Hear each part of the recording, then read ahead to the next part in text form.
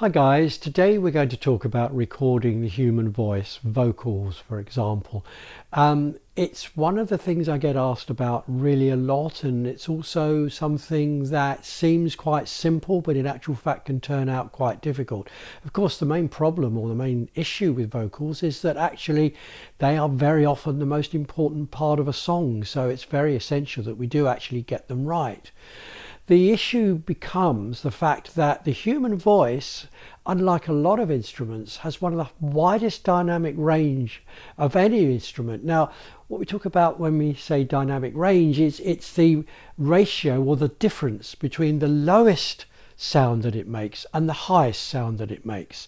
So a human voice, for example, we talk about the sound in a normal room, an ambient sound, and sound is measured in decibels. So just as a reference point, when we're talking in a normal room, the decibel level of us chatting can be about 50 or 60 decibels.